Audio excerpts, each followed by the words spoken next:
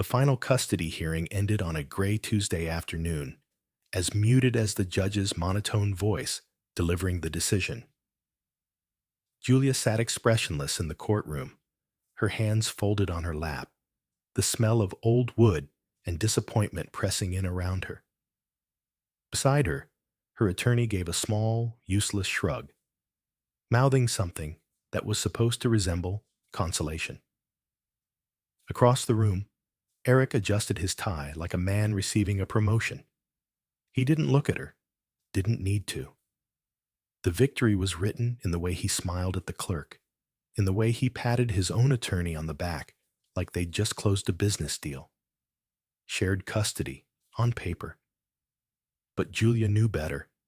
It was a performance, like everything else with Eric. The official schedule gave them equal time with their daughter, Lila, but within weeks, the balance began to tilt. Lila's dentist appointments were missed during Julia's weeks, somehow rescheduled under Eric's authority. School communication, once copied to both parents, began showing up addressed only to him. And then there were the little things. The school lunch account mysteriously unpaid when it was her week to manage it. Teachers began asking her if she was still involved. But it wasn't just bureaucracy. It was the way Lila came back quieter each time, more guarded, asking strange questions like whether her mother was still on her medicine, though Julia had never spoken about her therapy aloud. The knife twisted deeper the day Lila casually mentioned that Dad said the judge had to be careful because sometimes moms get unstable. Julia said nothing, not to Lila, not to Eric, not even to her closest friends. Silence had power if wielded with patience.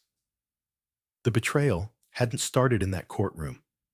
It had started months earlier, when Julia discovered that Eric, so polished, so charming in front of others, had convinced a third-party evaluator that she was emotionally volatile. He had done it not through lies, but through omission and manipulation. He referenced a few sessions from her private therapist, notes never meant to leave the room, casually submitted as concern for Lila's well-being. No mention of his own temper, his gaslighting during the final year of their marriage, or the way he once screamed at Julia through a locked door while Lila sobbed on the stairs. None of that had made it into the court documents. He knew how to spin a narrative. He knew how to talk like a man worried for his child. And he won. On paper. But real life isn't paper. So Julia began documenting everything, not with malice, but with intention. She made no announcements. She didn't threaten legal action or accuse him of misconduct. She simply began to observe. When Eric forgot to pick Lila up from piano lessons one Thursday, Julia arrived after the teacher called her and wrote down the time, 6:17 p.m. When Lila mentioned she'd gone to bed hungry because Dad was on a work call all night, Julia noted it in a private journal, without judgment, just facts. Missed birthdays, rescheduled weekends, subtle comments Eric made within Lila's earshot about her mom needing rest, all cataloged with dates, context, and tone. She never countered his narrative with a louder one. She built a quieter truth. And in the quiet, Lila started to notice. Children see more than adults think. They absorb tone, intent, silence. Over time, Julia began to answer questions, not with arguments, but with steadiness. When Lila asked why Dad said she cried too much, Julia just replied that sometimes people are scared of things they don't understand. When Lila forgot her spelling workbook at her dad's and began to panic about the test, Julia didn't blame anyone. She helped her study for 2 hours after dinner and let her fall asleep on the couch with a flashcard still in her hand. By winter, their home had a rhythm again, just the two of them, building something fragile but warm. Julia never said a bad word about Eric, but she never defended him either. She let Lila feel the inconsistencies, Let the silences stretch when Lila said things like, Dad was too busy to come to the recital. Let her daughter arrive at her own truths. Julia never forced closeness, but she made space for it. She also stopped fighting for legal recognition. She understood now that some victories weren't about court orders. They were about showing up again and again until someone couldn't ignore the contrast anymore. One evening in late March, as Lila sat in the back seat after being dropped off by Eric, 20 minutes late again, Julia heard a quiet question from the rearview mirror. Mom, did you used to cry a lot? Julia didn't flinch. Sometimes, she said. I was going through something hard. Lila looked down at her hands, fiddling with a loose string on her sleeve. But not now. No, Julia said, turning into their driveway. Not now. The girl nodded slowly, as if absorbing a secret. That night, Julia watched her daughter fall asleep beside her, arms wrapped around a worn, stuffed fox from her toddler years. Lila hadn't brought the toy to her dad's in months. It stayed here now. Julia didn't feel triumphant. Revenge wasn't the point. But something had shifted. It wasn't over. But something had begun. Spring arrived without fanfare, just a slow warming of days and the return of color to the trees. Julia marked the seasons not by weather, but by rhythms in Lila's behavior. What she said, what she didn't, how long she took to unpack her bag after a weekend with Eric. There were weeks when Lila came back quiet, her eyes slightly puffy, the smell of her father's cologne still clinging to her sweater. Julia didn't press. Instead, she unpacked the bag gently, checked her homework folder, and left warm food on the stove, letting Lila come back to herself on her own terms. One night, while setting the table, Lila asked if she had ever made her mom cry. Julia turned slowly from the sink. No, she said carefully. Why do you ask? Dad said sometimes you couldn't handle things, that I made it hard. The words weren't cruel, not from Lila. They were tentative, as if repeated without full belief. Julia's first instinct was fury, but she didn't show it. Instead, she sat down and folded a napkin in her lap, like she was folding years of restraint into it. You were never the problem, she said. Sometimes grown-ups struggle. That's not a child's fault. Lila nodded, her face unreadable. Julia waited until after bedtime to cry. Just a few quiet tears behind the closed bathroom door. Not from pain, from recognition. The gap was narrowing. Over the next several months, Julia's journal filled with small, telling details. Eric forgot about the spring parent-teacher conference, then later claimed the email had gone to spam. When Lila came home with sunburn on both arms after a weekend at his place, Julia asked gently if sunscreen had been packed. Lila shrugged, saying, I think he had a call, and forgot. Julia never corrected, never commented, just wrote it down. She started keeping a private folder on her laptop. Not legal evidence. This wasn't about court anymore, but a quiet archive of patterns. Not for anyone else's eyes, just her own clarity. The deeper change came not from what Eric did, but from what Lila began to notice. One evening, as Julia tucked her in, Lila asked, How come Dad always talks about being right? Julia paused. Maybe being right feels safer to him, she said. Some people feel small when they're not in control. Lila stared at the ceiling, tracing something invisible in the air with her finger. But he says you only wanted me half the time. Julia didn't rush to correct. She let silence fill the space first. I never wanted half, she finally said. I wanted what was best for you, even when it hurt. That truth seemed to settle into the room like dust in a sunbeam, quiet, irrefutable. Eric, meanwhile, carried on as if he'd won something. At school functions, he shook hands with teachers and smiled for photos, playing the part of the involved father. Julia never interrupted his act. She nodded politely, never stepped into his frame, never gave him the friction he craved. But others were noticing things too. One afternoon, the school's administrative assistant pulled Julia aside during pickup. "Just wanted to say," she said, "Lila's been talking about you a lot lately. Real sweet things. You're doing a good job." It wasn't much, but it was something. Julia nodded, her eyes stinging just slightly. And then, a few weeks later, Lila asked not to go to her father's house for the weekend. No tantrum, no tears, just a quiet request on a Thursday afternoon. "I have a project," she said, "and he won't help. He just says to ask you anyway." Julia didn't interfere.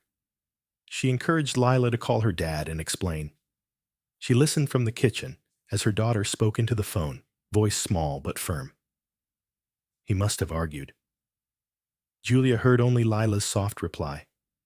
"You said it didn't matter to you who helped. And then, I'm staying here, okay?" Click. That weekend, they built a scale model of the solar system from foam balls and wire. Lila took the lead. Julia just followed instructions and passed the glue. At school on Monday, Lila's project stood front and center, and she told her teacher, loudly, confidently, that she had made it with her mom. Later that week, Eric left Julia a voicemail. He sounded calm, but there was an edge. Said they needed to revisit the custody agreement and that Lila was being influenced. Julia didn't reply. She saved the voicemail.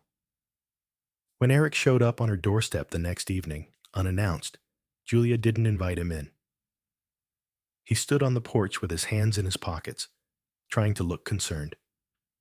"I'm worried about Lila," he said. "She's pulling away." Julia met his eyes for the first time in months. "She's growing up," she said, "and she's noticing things." Eric scoffed, tried to pivot into charm, suggested they talk over coffee like old times. She closed the door gently. Inside, Lila was on the couch, watching a documentary on whales. She looked up, curious. "Was that Dad?" "Yes," Julia said. "He wanted to talk." Lila nodded. "Did you?" Number not really. Her daughter returned her gaze to the TV without another word. That night, Julia added a new entry to her folder. Date, May 12th event. Eric attempted emotional reset. No accountability offered. Lila chose to stay with me for the second weekend in a row. No resistance? Calm. She paused, then typed another line. Pattern solidifying. Narrative no longer his. By early summer, Lila no longer packed her bags on Thursday nights. The schedule still said shared custody, but reality had reshaped itself. Julia never announced the change. She simply stopped reminding her daughter when it was time to go. And Lila stopped asking. The shift wasn't dramatic. It arrived like mist rolling in, silent, certain. Julia still answered Eric's texts, but only when necessary. She stayed courteous.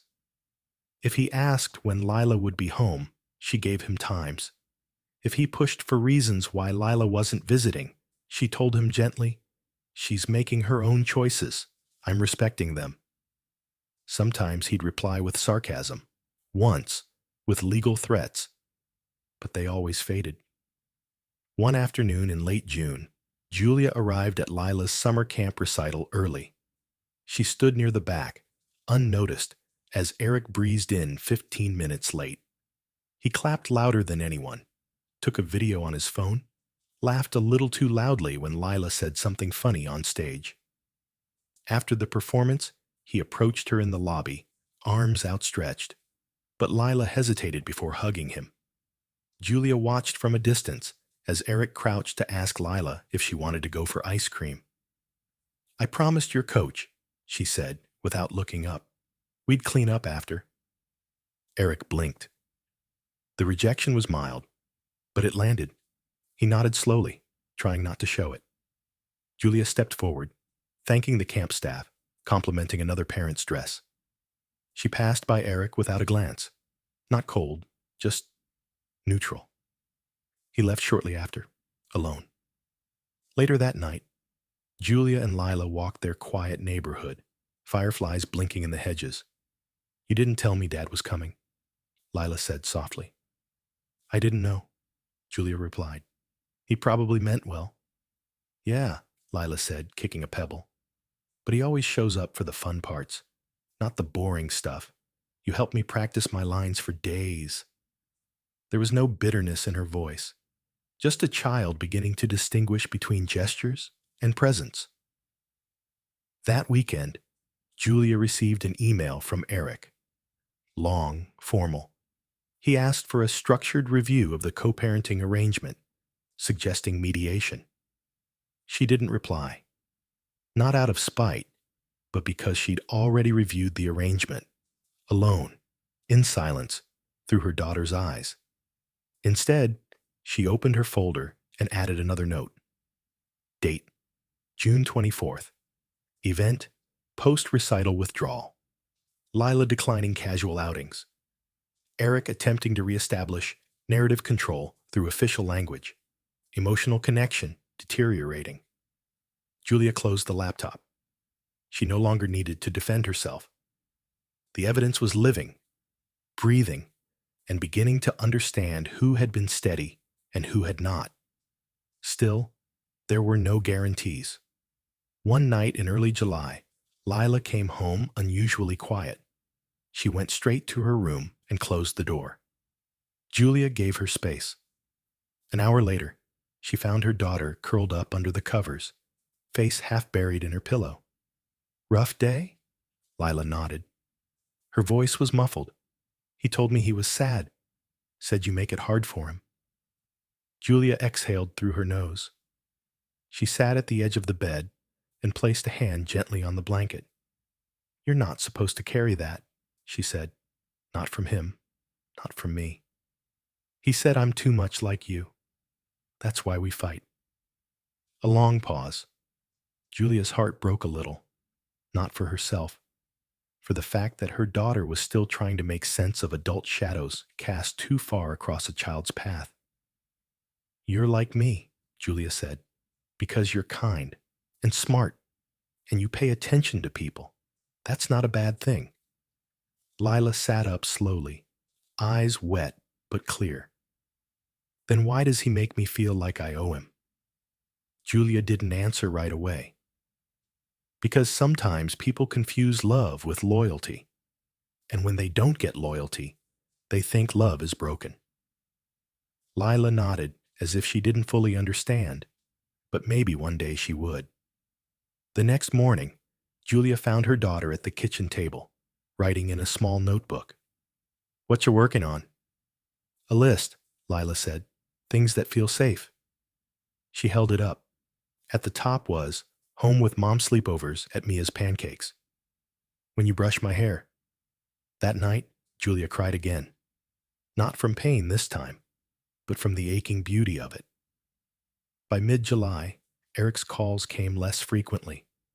When he did call, Lila sometimes ignored them. Sometimes she answered and kept the conversation short. He sent Julia another message, shorter this time. Said he was concerned about the growing imbalance and that a child shouldn't be given too much say. Julia stared at the screen for a moment, then closed the message without replying.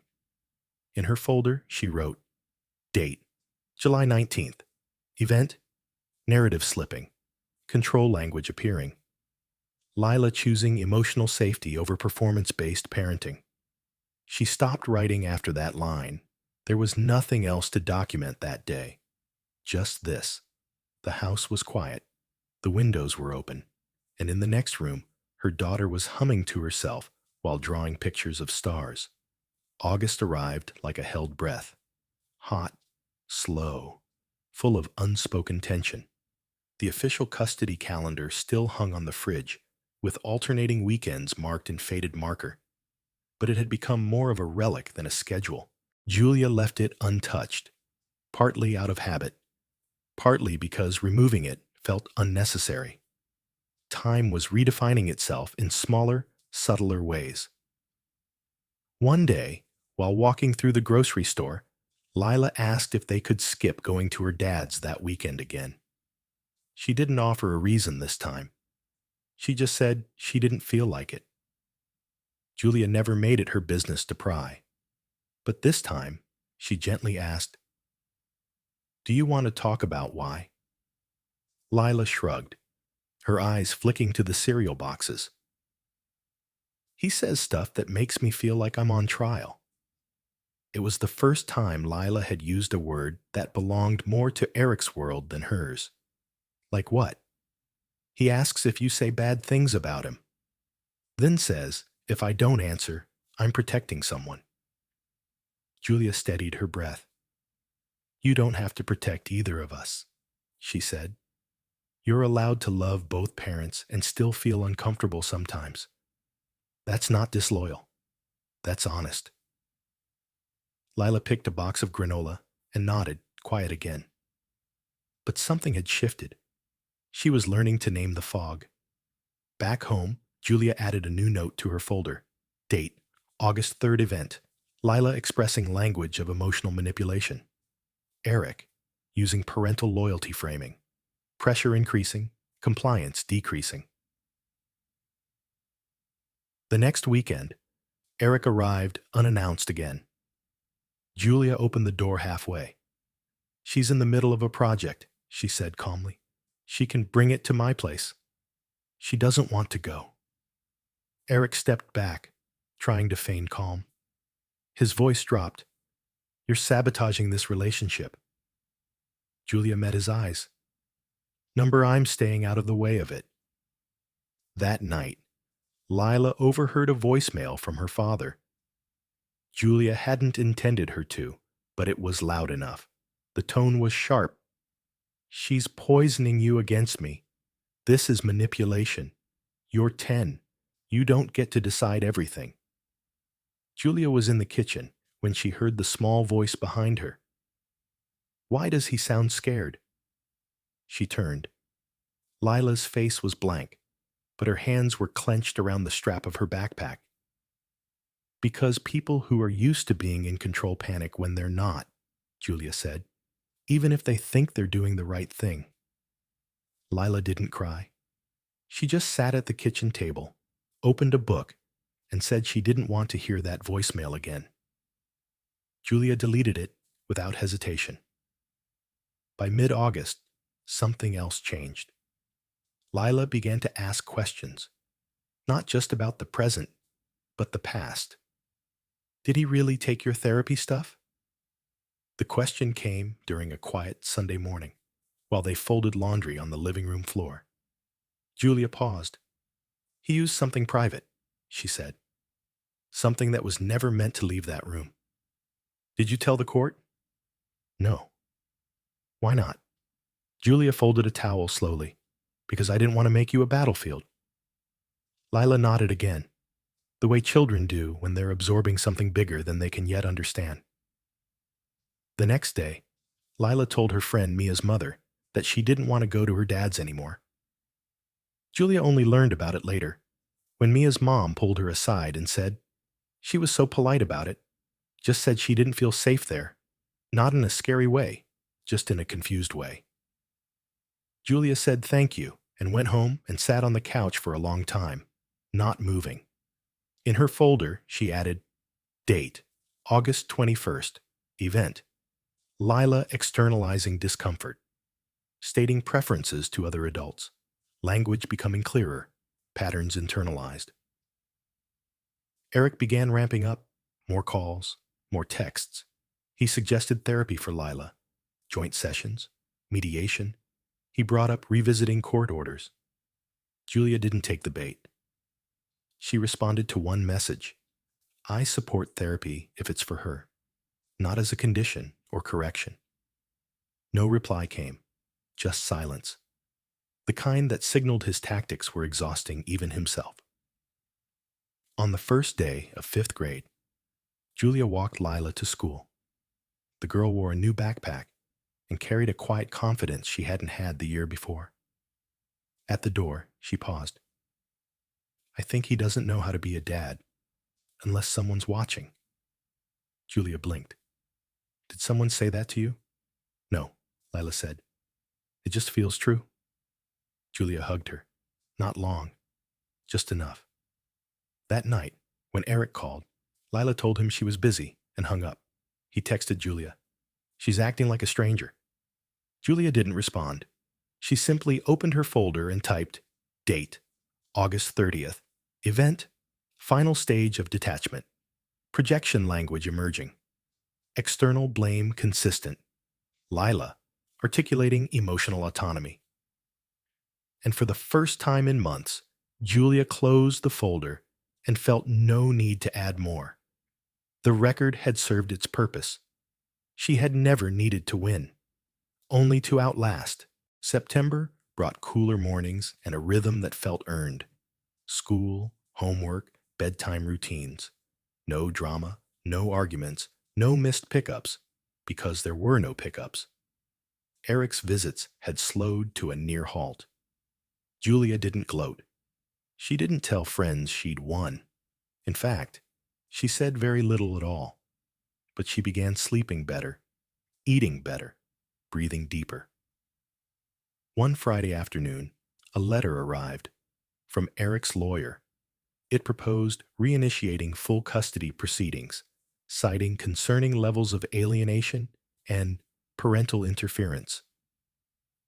Julia sat at the kitchen table for a long time, rereading each line. Then she tucked the letter into a folder, separate from the one she'd been keeping. She didn't need to add to that anymore. She didn't panic. She called her own lawyer, scheduled a quiet consultation. Not because she planned to counterattack, just to understand her options. But the legal world was no longer where this would be decided. A few days later, Lila came home with a school project, a family tree. She sat on the living room rug with a pencil and a blank sheet of paper. After a few minutes, she asked, "Can I just draw leaves instead of branches?" Julia looked up from the kitchen. "Leaves?" "Yeah," Lila said. "Like people who matter, not who shares blood." Julia smiled. "I think that's a beautiful idea." Lila nodded and began sketching. Her first leaf said Mom in the center, with a little heart beside it. Then came her grandma, then Mia, then her favorite librarian. Eric's name didn't appear, not out of malice, just omission. A quiet redirection of what family had come to mean. That weekend, Eric called again. This time, Lila picked up. Julia didn't eavesdrop. She was in the next room, folding laundry, but the tone was easy to read. Lila's voice stayed calm, clipped, then firm, then quiet. When she hung up, she walked into the hallway and said, "He said he might go back to court." Julia nodded. "He might." "I told him he can do what he wants," Lila said, "but I'm not confused anymore." It wasn't bravado, just clarity, the kind that doesn't flinch anymore. 2 weeks passed. No more calls. No more letters. Then one afternoon, a counselor from school requested a meeting. Julia expected the worst.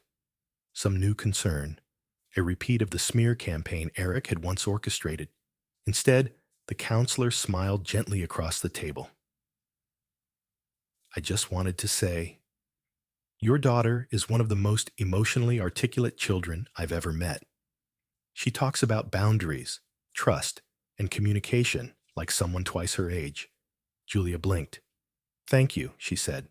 "That means more than you know." The counselor nodded. "Whatever you're doing, it's working." That night, Julia found Lila asleep with the family tree still on her desk. The leaves now included her art teacher and the mail carrier who always smiled. Still no Eric. Julia didn't touch it, didn't suggest additions. Some truths were meant to arrive on their own. The final shift came on a gray Saturday in October. Lila had spent the morning at a friend's house. When Julia picked her up, she was quiet in the car. Back home, she opened her backpack and handed Julia a folded piece of paper. "What's this?" "It's for you." Julia unfolded it, a handwritten note, in her daughter's looping, uneven print. "If I ever have to say where I want to live, I choose you. Every time, no matter what." Julia sat down slowly. Her chest felt tight, but not from fear, from release. This wasn't a statement for the court. It was a declaration of love. A line drawn not on legal paper, but on the heart. Later that night, while washing dishes, Julia looked out the window and thought about all the things she hadn't done. She hadn't fought in court, hadn't leaked stories to paint Eric in a bad light, hadn't begged or bribed or broken. She had simply waited, showed up, stayed still, let the truth settle. That Sunday evening, Eric called again. One ring. Two. Julia handed the phone to Lila without saying a word. The call was short. Lila came back into the kitchen, her expression unreadable. "He asked if I'd come for Thanksgiving." Julia dried her hands on a towel. "What did you say?" "I told him I'd think about it." Julia nodded. "That's fair." Then Lila added, "But I won't." She didn't need to explain why. On the fridge, the custody calendar still hung, months out of date. Lila walked over to it and pulled it down. "Can we get rid of this?" Julia paused, then smiled. "Yeah, we can." They didn't replace it. That night, after Lila went to bed, Julia sat on the couch and looked through the folder one last time. All the dates, all the notes, the quiet record of a war never declared. She closed it and placed it in a drawer. The story was over, not because a judge had ruled, not because someone had won, but because a child had chosen, and in doing so, had ended the conflict with a single whispered truth. "I want to live with Mom." And Eric, wherever he was, understood. He had won custody, but he had lost the child.